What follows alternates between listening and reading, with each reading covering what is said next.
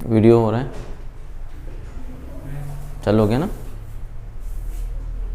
देखो आगे चलो। तो चलिए आज हम लोग डिस्कस करेंगे मध्य प्रदेश के नेशनल पार्क, है ना, मध्य प्रदेश के राष्ट्रीय उद्यान। तो राष्ट्रीय उद्यान की बात करें तो मध्य प्रदेश जो है राष्ट्रीय उद्यान में सर्वाधिक राष्ट्रीय उद्यान जो है मध्य प्रदेश में पाए जाते हैं, लगभग कुल मिला के जो है 12 हैं। ठीक है, नेशनल पार्क जो है वो भारत सरकार के अधीन होते हैं, है ना, इसलिए उनको राष्ट्रीय उद्यान कहा जाता है। मतलब उसको जो फंड्स होता है वो स्टेट के अलावा नेशनल भी प्रोवाइड कराता है। ठीक, तो मध्य प्रदेश की बात करें तो टोटल 12 है। ठीक है, 12 में बात करें तो सबसे पहला अगर कोई है तो मध्य प्रदेश का कान्हा किसली, ये भारत में, है ना, मध्य प्रदेश का पहला था भारत में, है ना। अगर भारत की बात करें तो भारत में अगर एमपी की बात करें तो एमपी में सबसे पहला कौन था, तो कान्हा किसली। ठीक है, अब ये नेशनल पार्क होने के पहले एक अभ्यारण्य था, है ना। ठीक, 1933, ठीक है, कान्हा किसली जो है जिला इसका आता है मंडला। 1933 में अंग्रेजी शासन में ये क्या था, एक अभ्यारण्य था। अभ्यारण्य माने सेंचुरी। ठीक, उसके बाद 1955 में ये एक नेशनल पार्क बना जो कि मध्य प्रदेश का पहला था। ठीक है, उसके बाद 1973 में, है ना, 1973 में टाइगर प्रोजेक्ट आता है। 1973 में बाघ परियोजना या टाइगर प्रोजेक्ट भी हम कहते हैं वो आई।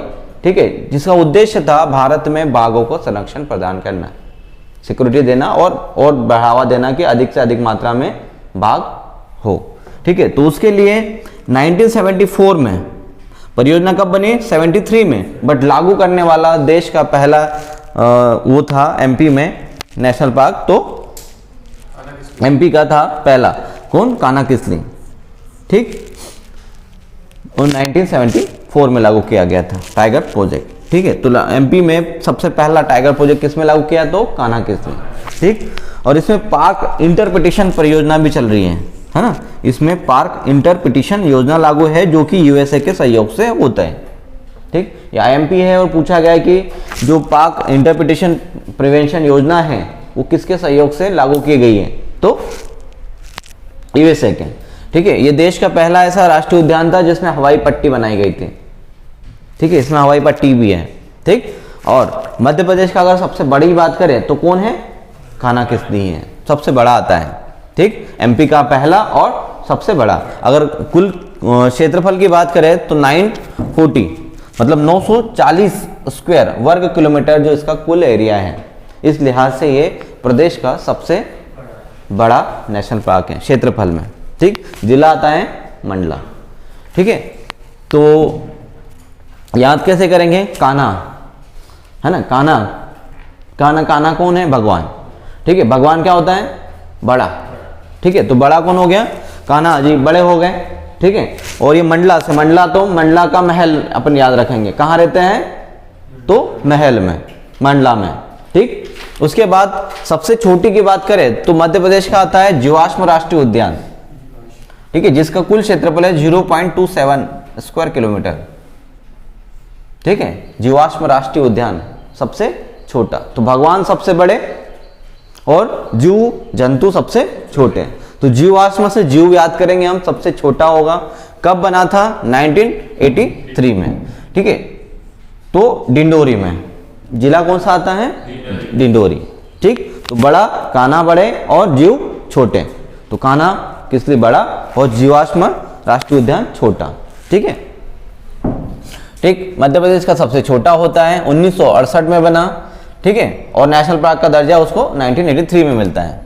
ठीक है, अगर स्थापना बात करें तो कब है, 1968, लेकिन नेशनल पार्क का दर्जा उसको कब मिला, 1983 में। ठीक है, भारत में प्रमुख जो जीवाश्म राष्ट्रीय उद्यान है वो टोटल 4 हैं। अगर इंडिया की बात करें तो इंडिया में टोटल कितने हैं, 4। ठीक है, 4 में से ये इसका नंबर जो है सेकंड छोटा आता है। ठीक है, मतलब दूसरे नंबर पर छोटा आता है। ठीक है, और कुल मिला कितने हैं भारत में, 4। ठीक, चलिए, तो एक आपका पेंच अपना कान्हा किसली हो गया, मंडला। ठीक है, इसके अलावा मंडला बालाघाट वाला एरिया ये कवर करता है ना, और जीवाश्म हो गया। तीसरा देखेंगे हम पेंच राष्ट्रीय उद्यान, है ना। तीसरा देखेंगे पेंच नेशनल पार्क। तो पेंच राष्ट्रीय उद्यान जो है सिवनी और छिंदवाड़ा में आता है, सिवनी और छिंदवाड़ा में आता है, और इसका कुछ हिस्सा जो है महाराष्ट्र में भी आता है, क्योंकि महाराष्ट्र बनने के पहले है ना ये वाला नीचे वाला एरिया मध्य प्रदेश में हुआ करता था। ठीक, तो क्योंकि 75 के बाद ये व्यवस्था लागू की गई है, इसकी स्थापना की बात करें तो नेशनल पार्क का दर्जा इसको 1975 में मिला।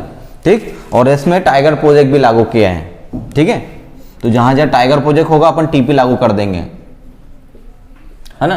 टोटल 7 नेशनल पार्क में है और रातापानी प्रस्तावित है, मतलब हो गया है, रातापानी रायसेन में आता है। ठीक, तो सिवनी में कौन सा है, पेंच। ठीक है, तो अपन पेंच को कैसे याद करेंगे, बोलते ना पेंट सिवनी, पेंट। ठीक है, पेंट को सिवनी सिलवा लो तो सिवनी आ जाएगा, तो पेंट से सिवनी कभी नहीं भूलेंगे आप। ठीक, 1975 में।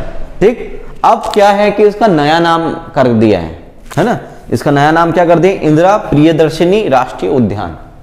ठीक है, ठीक, क्वेश्चन आएगा किस राष्ट्रीय उद्यान का नाम इंदिरा प्रियदर्शिनी राष्ट्रीय उद्यान किया गया है, या किस राष्ट्रीय उद्यान को इंदिरा प्रियदर्शिनी नाम से भी जाना जाता है, तो पेंच को। ठीक है ना, और पेंच वही राष्ट्रीय उद्यान है जहां पर हम देखते हैं रुडयार्ड किपलिंग ने द जंगल बुक लिखी है। ठीक है, और एक पात्र की बात करते हैं हम, मोगली, है ना, मोगली लैंड, तो ये पेंच वाला ही है मोगली लैंड, है ना, यहीं पर उन्होंने उस बच्चे की मतलब वहां था मोगली, है ना, तो मोगली लैंड की कल्पना जो है वो यहीं से है। ठीक, यहीं पर एक छोटा बालक था और देखते देखते वो जंगल में रहने लग गया और उनके जैसे ही बन जाता है। ठीक है, चलिए, हाँ, इसमें कान्हा किसली में एक फैक्ट और रह गया है, इसमें अभी आया था याद, कान्हा किसली का कि प्राक एंटी पिटिशन योजना तो लागू कर दी गई, इसके अलावा इसका एक और फैक्ट था, चलिए याद आता है तो बताता, अभी जस्ट याद था वो फिर भूल गए, है ना। चलिए बांधवगढ़ राष्ट्रीय उद्यान देश का सर्वाधिक घनत्व वाला राष्ट्रीय उद्यान है, मतलब प्रति 8 किलोमीटर पर एक बाघ पाया जाता है। कहां पर, बांधवगढ़ में। इस लिहाज से बांधवगढ़ घनत्व में, बाघों के घनत्व में पहले नंबर पर आता है। ठीक, ठीक है, टाइगर प्रोजेक्ट भी इसमें लागू कर दिया गया है ना। बांधवगढ़ की बात करें तो 32 पहाड़ियों से घिरा है। ठीक है, बांधवगढ़ हम बात करेंगे तो कितनी पहाड़ियों से घिरा हुआ है, 32। ठीक है, 1993 में इसको टाइगर प्रोजेक्ट में शामिल किया गया।